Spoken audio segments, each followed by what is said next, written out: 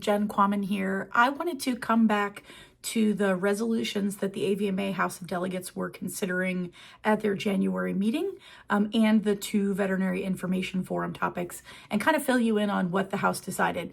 Forgive me, I'm going to have to do a little screening to keep everything straight. But so as a reminder, there were 8 resolutions. Resolution 1 was about the rules related to AVMA officer campaigning, and so for Vice President and President-elect making some changes to those rules. And there were a few sort of amendments that were made on the initial resolution, but ultimately the resolution did pass and move forward. The major addition I'll tell you about that was added was that if there is a claim put against a candidate that they are asked by the House Advisory Committee, so the HAC, to pull their name or have to remove themselves from running, that individual now has some recourse to actually plead their case, if that makes sense. This has really never happened before. We don't know if it's really going to happen in the future or not, but this at least allows that person to have a little bit of recourse, whereas the way it was originally written, this would have just been decision done, HAC made their decision, candidate has no recourse. So resolution 1 ultimately passed with an amendment. And the other thing I'll mention about this resolution, and I'm a little bit disappointed in this, I have to say, in the House, is that there was an amendment to replace the words, there's a paragraph that has the words diversity, equity, and inclusion, and those words were elected and voted to be replaced by equal opportunity. The House has their own decisions, their own thoughts behind this. I'm happy to show the copy, but that is something that I felt a little bit happy that there was a passage about candidates having some recourse, but a little bit disappointed that we didn't keep in the words DEI and replace them with sort of equal opportunity. And I think the intent behind it is still the same or similar. It just felt a little bit strange to me, but neither here nor there. Okay, let me get down to resolution 2, because of course they're not in order. So resolution 2 is a new resolution to have AVMA put forward a discussion around evidence-based biosecurity. There was an amendment made to this as well, and the amendment was to remove the words evidence-based throughout the concept of the resolution. However, having a policy on biosecurity still did ultimately pass and was adopted with 100% agreement throughout the House. There were a few other small tweaks, but that's probably the primary one to talk about.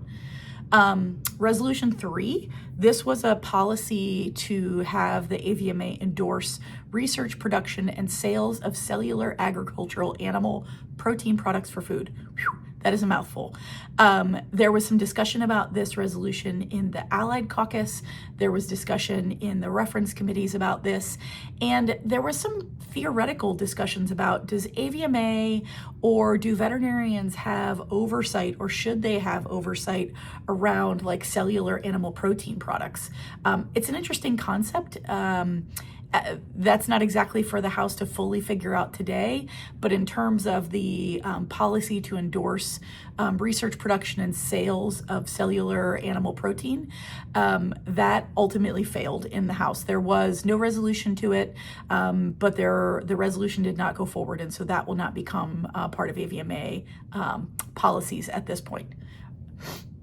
Looking for resolution 4, which I believe I remember which one this was. Yep. So resolution 4 is a revised policy on the removing of antlers or velveting, and this is specifically around the timing of when antlers were removed on certain animals. And so there were a couple of amendments. The primary amendment was to insert the words in velvet after the word antlers, and so to say removal of antlers in velvet. Again, if you're not in the mix of all the details on this within caribou and reindeer and those sort of things, it's also not my area of expertise, but there were experts in the room to share information about this. So amendments passed on that, and ultimately this resolution did pass with 100% in the House as well. Resolution 5 is about an AVMA member dues increase. There was some discussion to well, I will say there was an amendment created to say that the dues increases, because the way this is written is year one, there will be a dues increase of a certain dollar amount. And then over the subsequent 3 years, there will be an additional dues increase of a smaller amount each year. And initially it just said that was going to happen de facto. This amendment added in the words "at the board's discretion." So meaning the board of directors will need to look at this each year. And if they feel like we're still in a situation where we need to pass and create those dues increases each year, we'll continue to do that. But if they don't, they have the discretion to not do that in those subsequent years 2 to 4. And so that will ultimately remain to be seen. But that resolution passed, and ultimately, or I'm sorry, the amendment passed, and then ultimately the resolution with the amendment did pass. So we have passed a resolution that AVMA membership dues will be going up. There were a couple of groups who didn't want the increase. I mean, I think overall none of us want it, but there were a few individual constituent organizations. I'll think about like our federal veterinarians, our public health veterinarians. Many of them have AVMA membership, but again, if you look at the rules of the AVMA House of Delegates, you have to maintain a certain percentage of your full membership. So for example, the Association of Food Safety Practitioners, messing up the letters on that, they have to maintain a certain percentage to keep their vote in the House. And so the concern is raised that like these are individuals that do have AVMA membership, but if dues go up, there might be less folks that continue to renew, thereby decreasing their overall membership percentage, which could ultimately impact whether or not those individuals have a seat on the AVMA delegation and whether they have a vote in the delegation. So ultimately, as you can imagine, some discussion back and forth on the finances, but with some objection and some discussion, ultimately the resolution 5 did pass. Resolution 6, I'm going to find again because that one I do not remember off the top of my head. Hold please. Resolution 6, right, was a revised policy on complementary, alternative, and integrative veterinary medicine. There were a few amendments made to this, and those include like very small word changes. So there were things like inserting the words encompasses in front of medicine and striking the word is. And so saying this is medicine, now it says it encompasses medicine. Does that make sense? Like there are small pieces, but truly it didn't change the concept of the resolution. The amendment did pass, and ultimately the revised policy on complementary, alternative, and integrative veterinary medicine did pass with 100% of the House in agreement on that. And then number 7 was a new policy on license endorsement. This has actually gotten a little bit of press now as well, interestingly enough. But the idea here is that we see more veterinarians and arguably more technicians as well who are working in multiple states, multiple jurisdictions, myself included in that category. And so the reference committee recommended that the House vote for this.